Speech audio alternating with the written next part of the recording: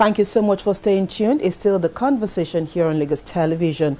Today on the program, we'll be taking a look at a very important topic. Every January 4 is celebrated as World Braille Day. And of course, it is a day set aside to highlight the importance of Braille in promoting inclusion, literacy, and independence for persons living with visual impairment. The situation shouldn't be different in Nigeria, but we do know there are many challenges, especially for people living with visual impairment. Today on the program, we'll be spotlighting visually impaired Nigerians and their access to Braille. Of course, the theme for this year's International Braille Day is accessibility, inclusion, and digital literacy. A guest is joining us via Zoom today is Yinka Olaito. He is a disability inclusion advocate. Thank you so much, Yinka, for joining us on the program this morning. Good morning, Mrs. Bello. How are you doing today? Very well, thank you. Let's start this way. Taking a look at the theme for this year's celebration and the quest for digital literacy and digital skills. How apt is the theme for this year's commemoration of the Braille Day? I think it is important that we understand the global trend where everything is going digital. Right. And if we're not going to be left behind, we cannot be far from what the truth about this team is saying. But the fact is, for visually impaired person in Nigeria, is still a long way to freedom, because most of them are not knowledgeable. We have over 1.3 million Nigerians with visual impairment, and the level of literacy in that population is very, very, very low. Even from literacy, and I mean the ability to read and write, because what it takes to read and write and to access the digital platform is not always there. Okay. And also given the fact that acquiring the Braille is not within the means, the means, what I would say within the what they can afford. Right. Yeah, thank you. I'm trying to use the right word. Within the means of an average visually impaired person. Right. And it is not because it's not because they don't want to, but the money is not there. Let me give you an instance. An average computer that will cost like 200, 350 for it's person, it will be over a million efficient person. So the matter of acquiring this digital whatever is not within the reach. Don't forget that especially, and therefore it is good to raise awareness, because there's a sort of what it did. As that one was named after the inventor, is to create awareness of the person with visual impairment across the, and they need not to be left behind. All right, Mr. Olaito, we seem to be having a little bit of connection issues with you. We'll probably need to take a quick break and see if we can re-establish contact with you so we can have a smooth conversation. Let's take a quick break and we'll be right back.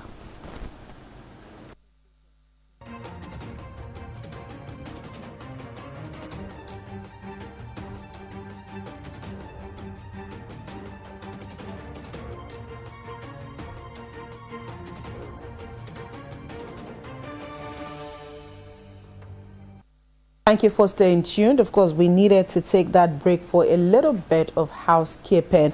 We're back now, and our guest is still with us via Zoom, Yinka Olaito, and we're talking about the International Braille Day, a spotlight on visually impaired Nigerians. Coming back to you, Yinka, you were actually explaining to our viewers how inaccessible visually impaired people have to Braille, especially because it is not quite affordable in Nigeria. Based on that, would you say that this is a great disservice to people with visual impairment and their usage of the Braille? It all depends. It all depends. Because if we say it's a great disservice, why only say that? Well, we know that if you look at it from this angle of communication, Braille is the only way through which they can read and write. So it can be a great disservice for them for not having it. But on the other side, when you look at the economy, the impact of the financial situation globally is affecting prices. But the fact remains that government should, the whole world is moving towards leave nobody behind. That means that there must be a commitment from the part of government and caregivers to invest in their children or their relatives who are visually impaired. So it can be a great disservice because you are denying them the opportunity to be able to communicate with the rest of the world and to learn and to acquire knowledge. But at the same time, when you look at what the prices and the economy across the globe is saying, or the trend, we might say that, well, somebody has to take responsibility, and that means there's a great disservice for them. The fact remains that if there had been enough government commitments in driving that engagement and involvement of person with disability, person with visual impairment, I think we will have moved faster. Because even before now, if you go to average school, school for the blind that we call them, but we call them visual impairment. If you go to average school, you find out that you have few numbers that cannot go round. In fact, a friend was telling me that he wanted to study law in one of Nigerian universities and is technically blind, that is, he cannot see at all. And the department said, except you can buy your own Braille or you can buy your own machine. Right. Should that be his responsibility? And therefore you have to go and beg somebody. Otherwise, the school said, even though we want to take you, but we don't have what it takes to accept you. Right. And these are some of the challenges that we see every day. And we have noticed, unfortunately, that school came out straight. Some school will be silent about that. But the fact remains that we have national policy on inclusive education that should have taken care of such things like this. Unfortunately, we are nowhere to be found in those in that area. In implementing most of those things that we have on policy. Right, Yinka, as a disability inclusion advocate, we do know that year in, year out, of course, January 4 is set aside to mark International Braille Day. And I'm sure that after this conversation, everybody will, retreat to their cocoon and life continues. What do we need to start doing to ensure that such conversations are escalated and sustained and not only addressed every January? And after the celebration of the International Braille Day, we all forget about the plight of these people.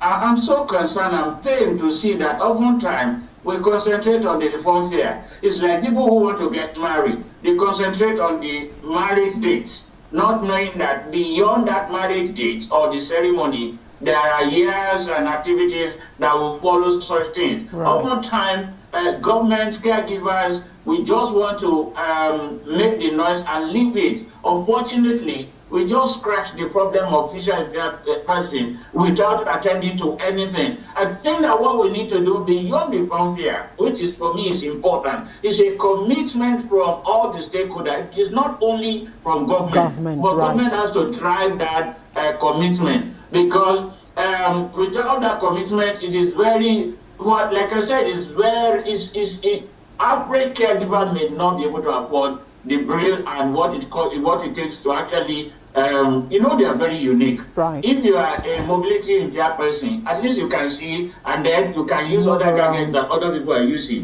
But because of their visual impairment, And one thing we need to understand is, as we grow old, our eyes begin to reduce in their visibility, in their functionality. right?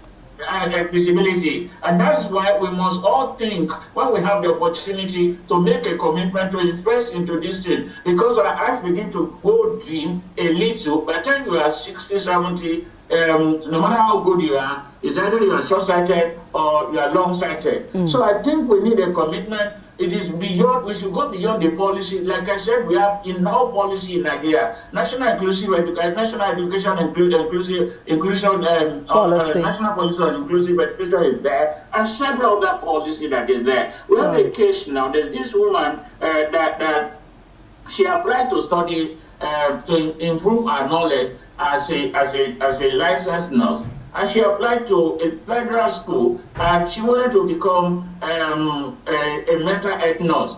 And she told them in advance. That means that what I'm trying to say is that we need to make reasonable accommodation, and we need to teach people what reasonable accommodation, what does it mean for an average school, average workplace, and all of that. Because when you ask average employer or school or hospital, what is reasonable accommodation, they do not know. Right. We need to reorientate people, the community, the society, about what reasonable accommodation means. So it leads me to this issue of this issue that we're making noise about, Yinka Olaito. She's a licensed nurse, but unfortunately 2 years ago, she was diagnosed with optic atrophy, which means that our facial nerves will begin to, our face will be, our level of sight will begin to reduce little by little, and therefore there's a large extent to what she can see.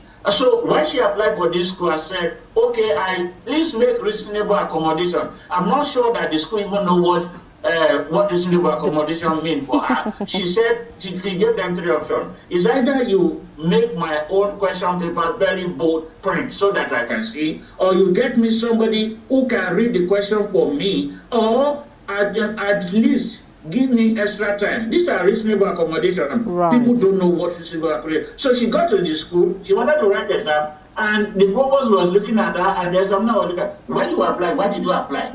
That is the level of stigmatization that the society still have now. Right. So I'm saying that we must educate the people about reasonable accommodation, and we must all be committed to ensuring that they are well integrated into the society. I like where you've taken this conversation too, meaning that awareness is also very key when it comes to when it comes to dealing with visually impaired individuals. Who are those? I know that you are an advocate, but also who are those that should join your cause in championing this awareness? So again, if people do not know how to treat certain individuals, they might hide under the ignorance of not knowing and mistreat people, even though under the law, exactly, in law, ignorance is not an excuse. But how intentional should the society be at knowing the plight of these people? Because you've just said reasonable accommodation. My first thought was probably accommodation where she'll be staying or where she'll be living on campus. So, I mean, you've now explained it like she wanted to be treated, especially to be given, you know, she gave 3 options that she could actually write her examination. But for people who do not know, how then do they key into the plight of these individuals? So who should champion the cause of this awareness we're talking about? At the federal level, we have Ministry of Humanitarian Affairs, under which issues of social inclusion is embedded. At the state level, we have Ministry of Women and Social Inclusion, or sometimes it's under Youth and Development. And under that, Youth and Development, in Lagos State is under Youth and Development. And at the state level, we also have what is called disability agencies. In Lagos, it is called LASODA. In some other places, it is called, in Lagos, it's called LASODA, Lagos Office of Disability Affairs. So, in all the states in Nigeria, almost all the states have agencies like that, that is specifically to address issues like that. beyond that, in 2024, there was another law that says that at every local government, there must be an appointed person that is called Special Assistant on Disability to the chairman of the local government. Okay. So at a different level, the special assistants to the disability to the local government chairman, their role is to educate at the grassroots level, to educate the chairperson, policymakers, and schools about reasonable accommodation, not only for the visually impaired person, okay, all manner of person with disability, because each of them has different need and different reasonable accommodation. Right. So but unfortunately, I'm not sure that all the states are compliant, but I know that just as has appointed all the special assistants to the chairman in every local government with 33. In fact, unfortunately, again, Ogun State did not even have a disability commission or disability law. Lagos has, but I'm not sure whether they are already appointed. Because that is how to actually get to the roots of the grassroots. Majority of visually impaired persons are in the grassroots. Right. They can't afford to be in the city, except you are born to a parent that is very rich and very knowledgeable and all of that. So I think that if we're going to create awareness and make the necessary progress, the role of special assistants to disability to the chairman of all the local government is really important in educating the public at the grassroots level. Okay. And then we also have non-profit organizations who are supposed to do this at the state level. Ministry of Youth and Development or Ministry of Women and Social Inclusion have that role. At the federal level, the Federal Ministry of Humanitarian Affairs can also do that. Okay. And at large, Nigeria Orientation Agency is there to educate people on some of these needs. But I think that our policy about inclusion is still far from it, from what it should be. Right. Even though we're talking about Braille today, but in your own opinion, what are some of the other challenges that visually impaired people face in Nigeria? As much as you know, it is not easily accessible to them, talking about the Braille. What are some of the other challenges that you've seen that they face, especially in education, employment, and everyday living? Yeah, there's not even only in education, even in health. You see, majority of our institutions are not prepared to take care or to attend to their needs. Right. Because, like I said, lack of awareness, lack of knowledge. This is very vital. And therefore, okay, I was talking to a visually impaired person, a consultant with World Bank, and he said that he was looking for accommodation. And then, he could avoid it because he's well-read and he has a PhD. And then he was looking for accommodation.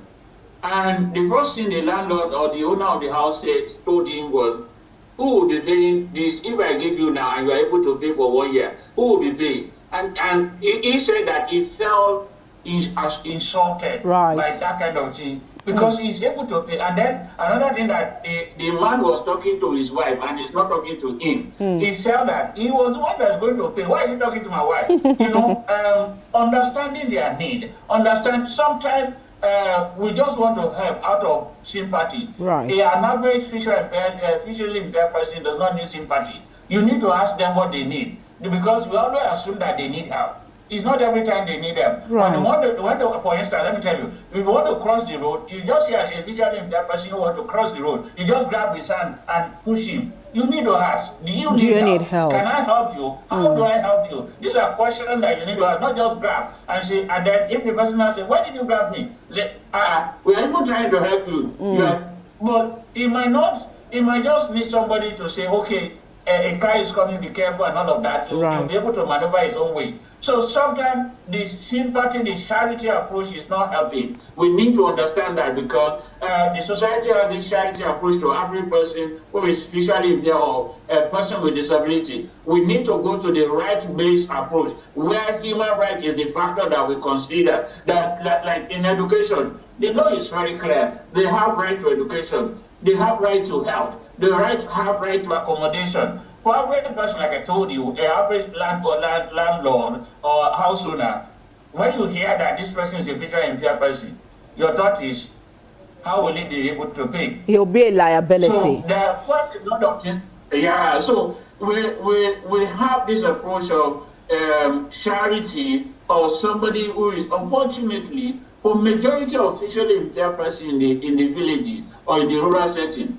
because they are not educated, because they do not know their rights, they present themselves as beggars. And when you have that attitude, people will maltreat you. It is normal. Okay. Because you have that attitude. So what we need to do is, all the agency of government and NGOs that are championing this cause need to raise more awareness. And the media, this opportunity is also good. The media has to do something vital about real, because the gap that media can fill is very, very vital in shift narration, in storytelling. That when you see a visually impaired person or a person with disability, whatever the disability is, it is not about, they are not less human than the other person. Right. And they have the capacity, they have the ability to excel if you help channel their potential to be the best.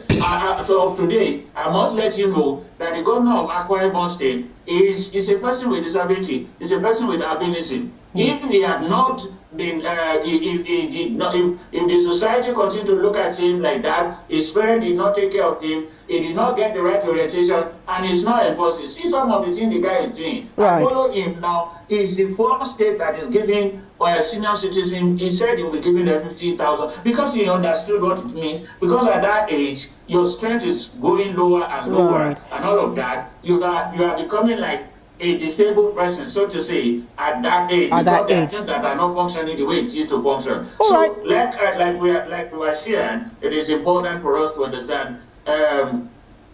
Or it must be a stakeholder or multi-level approach to shift the narrative and to ensure that person with visual impairment get the right care and attention. Right. Let's quickly go back to the home front, because issues of acceptability can also be a problem. And so what do you have to say to parents this morning who are also dealing with accepting the facts that their children are visually impaired or are dealing with visual issues, and how much of attention should the parents also accord to those children, and see also how they can have access to education, quality education, and assistive tools when necessary? Yeah, like we said, charity begins at home. The society is not even helping better, though the things are changing. A person with a technically blind child, technically blind child means that it cannot see at all. Because you can have a child that has low vision or minimal vision, you are still a bit proud. The society does not look at a parent with that kind of a child, and they look with them with pity. And because of that, it's becoming so a bit of concern to such caregiver and the parent to bring that child out like every other child that they have. So we need to, within the society, change the narrative about person with visual impairment. They are human. It's just unfortunate that something happened, maybe at birth or something, they lost their sight and they may not be, and some, they may not be able to see till the end of their life from back. There's nothing they can do about it. So accepting responsibility, accepting the challenge that this is, everybody has one challenge or the other that they face in life.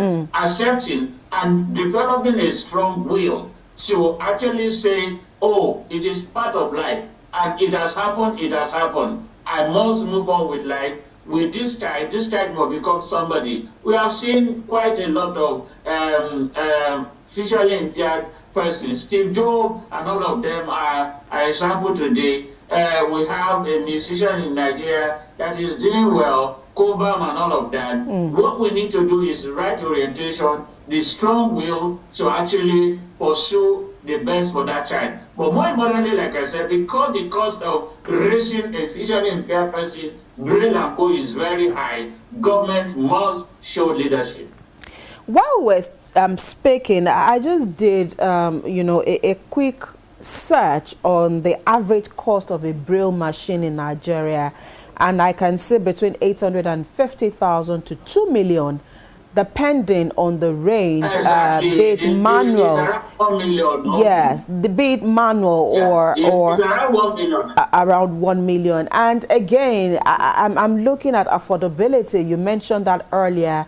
And so how much of corporate responsibility does this really put on Nigerians who are well-to-do, wealthy individuals, to also help maybe in some kind of donation to inclusive schools or schools for the blind, and not leave this only at the beck and call of government? Yeah, like I said, I think that if government can, their strategy that other governments, Germany, Japan are actually employing in this area. They ensure that any corporate organization that is giving job or supporting a person with disability, they give them a level of tax rebate to do this more. So if you have things like that, it may be easier because now we are not in a new tax regime. If I'm going to pay tax and there's nothing to support my ability to give into these people, it becomes really difficult. So I think that we should continue to encourage the government, but more importantly, I think that government should encourage philanthropists and good willing people who have the Nigerians, money and the means to support this. And the way you can encourage them is to give them tax rebates, maybe tax rebates.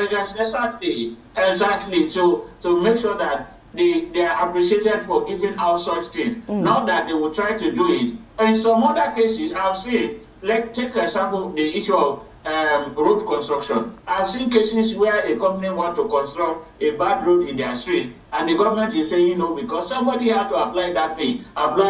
Somebody had to sign a document for the construction of that. So we must come to a point where we are very open and transparent, and we ensure that everything we want to do in our policy support inclusion, support engagement and involvement of people with different disability, visual impairment is. So I also want to call on corporate organizations, if they can, like I said, I just don't want to mention the figure for you. I know that it's only between 1 million and 2 million. Right. How many people can afford that? Right. Now, give an example that the child is now in the rural setting, where the mother or the father is an average farmer. Where would they get that money? 50,000 a month. How do they acquire that kind of a thing? That's why it is important. That's why I say it's a deliberate step from the government to be able to show that it's either they are leading the trail in buying those things, or they are giving incentive to philanthropists, corporate organizations to heavily invest in Braille purchase for children with visual impairment, and not only children though. We have adults as well. Most of them can't even go to university, because the more you go, the more the demand. If you need a computer as a visually impaired person, the amount of your computer may be like 2.5 million, something that other people can get at 500 or 700. Okay. So all right. The higher you grow, the higher the bill that you incur. We'll have to leave this conversation here, but in 30 seconds, I'd like for us to take a peep into the future. In your own opinion, by the time we'll be marking the 2027 edition of World Braille Day, what should have shifted in 30 seconds?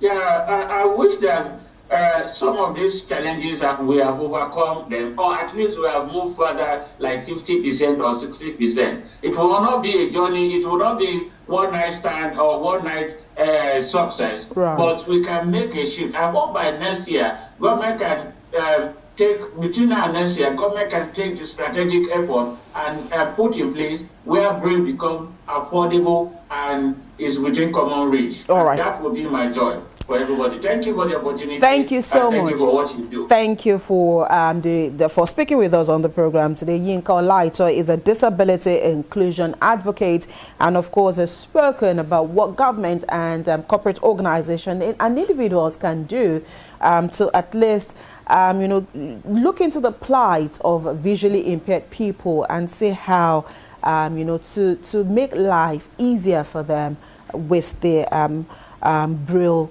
machine. Thank you so much again, Yinka. That's where we'll leave this conversation this morning. We'll take a quick break. When we return, Joy will be here with her Lagos conversation.